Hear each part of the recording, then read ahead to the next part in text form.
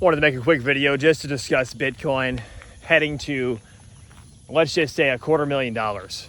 Okay, so think about this. Bitcoin, everybody's doubted for so long.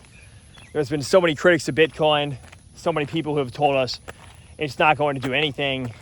You know, it's dead in the water at 5,000, 10,000, 20,000, 50,000, 100,000.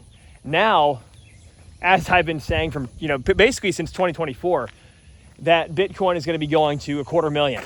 And Bitcoin was highly criticized, especially, and not just Bitcoin, but every other cryptocurrency, especially after the FTX collapse and everything else going on there.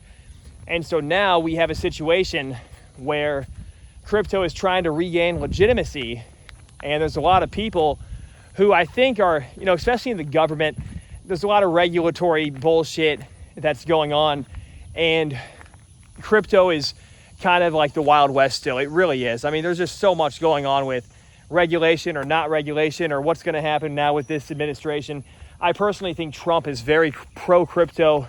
I mean, he's openly invested $3 billion. No matter what you think of Trump or the administration, this is not about politics. But at the same time, I personally believe that the current administration is going to ensure that there's one, number one, he's already talking about lowering interest rates. So we already know that's coming at some point. Whether Jerome Powell is the Federal Reserve Chairman or not, we're going to have lower interest rates.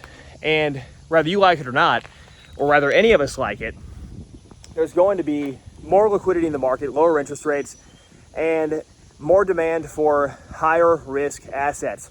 And so when this happens in the market, what you're going to see is that the speculative assets will shine again. And we're starting to see that trend happening. But imagine we have 5 percentage points to work with, and that's exactly where we're at. So if anything goes wrong in the market, we have room, just like we did before 2008, to manipulate things and stimulate the economy. And that's how it always is. And so everybody thinks, well, it's bad for the economy, it causes inflation, and perhaps that's true, but for people who own assets, or even if you're just getting invested in assets, it causes asset inflation, which is even better. Because hopefully, and what we saw in 2008 and through 2015 basically, and even through 2020, is that we saw a lot of, I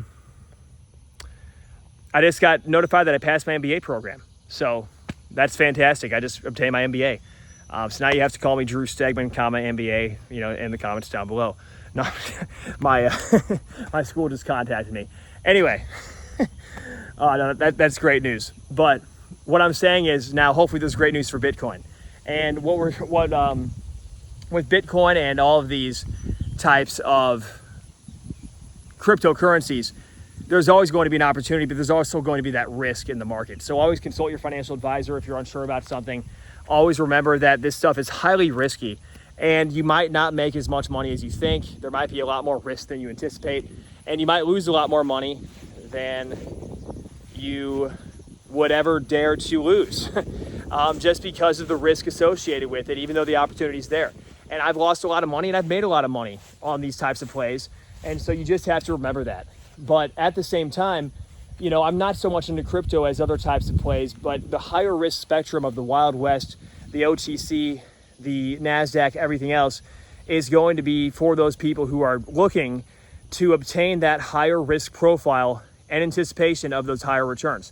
And if you're not willing to, shoot for 500, 1,000% or plus, I wouldn't even bother wasting your time with this type of stuff, because ultimately, if you want to obtain a 1,000% move on the price of Bitcoin from under 12,000, where it used to trade, to 120,000 or to $250,000 from 25,000, I mean, that can happen. But what risk are you willing to take? Is Bitcoin going to crash back down to zero someday? Is it going to become worthless? Is this the biggest tulip bubble mania in history, and all it's going to take is some big war or some big economic catastrophe to collapse everything? Is that a thought? I mean, is that something that could happen? What do you guys think? This stuff is crazy to me. And so when I think about where it was, like back when I was, 2013, I was like, 15 or 16 years old, when Bitcoin was under 1,000, it collapsed down to 100, and crypto in general is even more speculative than it is now, even though everything is highly speculative these days, it seems. But at the same time, let me know what you guys think in the comments down below. I would love to hear your thoughts. And with that being said, thank you so much for tuning into this video. I just wanted to make this quick video about Bitcoin, cryptocurrency, and why perhaps we have a few things working for us. One is the interest rates. Two is the liquidity that will increase because of the interest rates, and the investment in more speculative assets, because that's the only choice you have if interest rates are going down. You know, you can't get returns on bonds and all that kind of stuff. So that's the point, right? You want to invest in more speculative type of assets when interest rates are coming down, because ultimately those assets will do well if interest rates stay low for long and liquidity is injected into the market. So that's what we saw after 2008, after COVID, everything. And so it's the same process. And the Fed, no matter what, I believe that's going to happen. The current administration is shooting for that. So that's number three. So the current administration wants all these things. You know, in any order, those are the three factors I believe that are really pushing this higher risk type investment opportunity in the markets. And it's going to persist for the next couple of years, I think.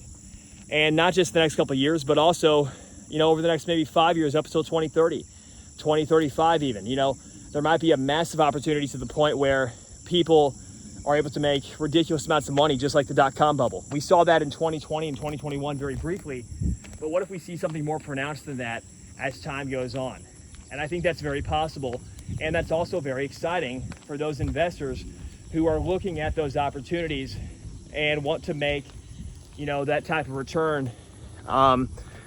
Maybe even shoot for those 10-bagger plus returns, which can happen, right? So always remain diversified. Always consult with a financial advisor or financial professional if you're unsure. And thank you so much for tuning into this video. Hope everybody's doing well out there, and we will see you all in the next one. Take care.